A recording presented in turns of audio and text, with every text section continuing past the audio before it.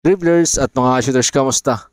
Kamusta po kayo? Unang sabak ng ating Gilas Pilipinas dyan po sa China sa Asian Game. Agad nagtala ng magandang panalo at nagpakilala itong ating Gilas Pilipinas kung sino nga ba sila dito sa Asian Game. Well, hopefully masustain yung ganong klaseng laro ng ating Gilas Pilipinas. Although may mga konting lapses, pagdating po doon sa turnover, medyo marami pang turnover. At yung sistema, hindi pa rin talaga gamay nung iba. No, lalo mo especially po yung mga nahuli. Yung mga nahuling 5. Hindi nila masyado pang gamay yung sistemang tumatakbo. But still, nakuha po natin yung panalo laban po dito sa koponan ng Bahrain. At napakagandang ball movement, napakagandang sistema. Mga shooters, unselfish play ang nangyayari.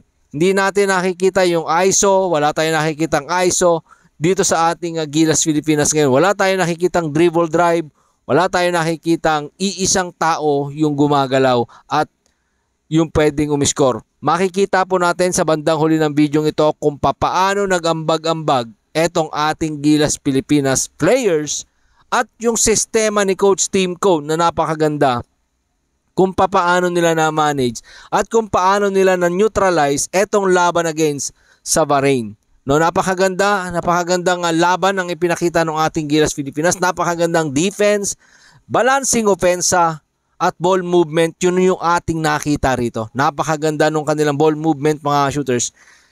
Dahil pinahirapan nila yung Bahrain. 61 points lang ang iniambag dito ng Bahrain. No? Although maliliit yung Bahrain, mga shooters. Lamang tayo dito sa athleticism, lamang tayo sa sukat, pagdating sa height, lamang tayo dito sa Bahrain, mga shooters. But still, lumaban po yan. Ha? Maganda rin po ang ipinakitang laban nito. So, lamang lang talaga tayo sa size. No? And hopefully, masustain ito ng ating Gilas Pilipinas hanggang sa dulo ng competition ito.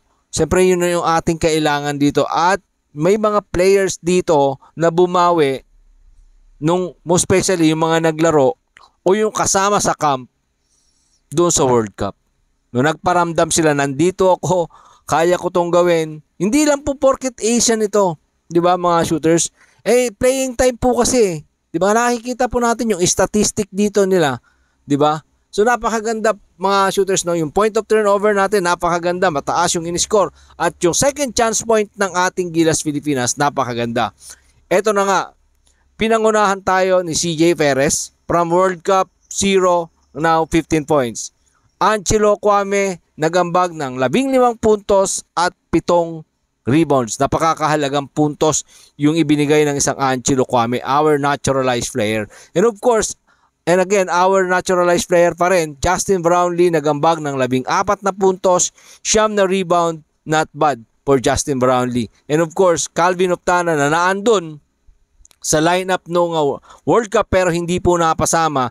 Nasa pool yan pero hindi napasama. At ngayon nagambag ng 10 points para sa ating Gilas Pilipinas. And of course, yung bago na si Marcio Lassiter nakapagambag po ng 8 puntos. No, iba kapag may shooter ka. Dito, mga shooter, isa lang ang hindi nakapag-deliver dito. Junmar Fajardo, the 6-time PBA MVP, nakapagambag ng 8 puntos. Diba, napakaganda, balancing scoring. Scotty Thompson, 5 points, mga shooters, at napakaganda rin ang pagpapaikot niya ng bola at pagpapacilitate niya dito sa ating kampanya. Chris Newsome, napakaganda rin ang facilitator as a ball handler. Yung isang Chris Newsome, 3 points ang iniambag. Diba? Napakaganda ng pag-ikot ng tao ni Coach Tim Cone. Hindi man ito nakapagambag ng ganong kalaki, mga shooters, pero yung defense ng isang Chris Newsome, talaga namang makikita natin. Louis Alas, no, yung aggressiveness on the defense, napakaganda rin. Kahit na 2 points lang ang pinakita niyan, yung role niya as a player, nakita po natin dito. Japhet Aguilar, hindi man po nakapagambag na malaking puntos yan. Napakaganda ng rebound, shot blocking, at syempre intimidation dyan sa loob ng hardcourt. And of course, our defensive point guard, Chris Ross, nakapagambag lang ng 1 point pero napakaganda ng defense yan ang kanyang maiambag. Arvin Tolentino, hindi man po nakapagambag yan, hindi nakapagpainit na si Arvin Tolentino, pero I'm sure babawi ito sa mga susunod na laro ng ating Gilas Pilipinas. Ito nga yung final score ng ating Gilas Pilipinas, 89-61. Napakalaking lamang ang iginawa ng ating Gilas Pilipinas. Marami pong salamat sa inyong panonood at sana po patuloy nating suportahan at ipagdasal itong mga susunod na laban ng ating Gilas Pilipinas dito sa Asian Game. Mga shooters, marami pa pong magiging laban ito bago natin mapagtagumpayan at makuha ang inaasam nating gold medal. Sama-sama lang po natin ipagdasal para po yung asam nating gold medal ay makuha po natin. Maraming salamat, ingat and God bless everyone. At Jorn, Laban Pilipinas, puso!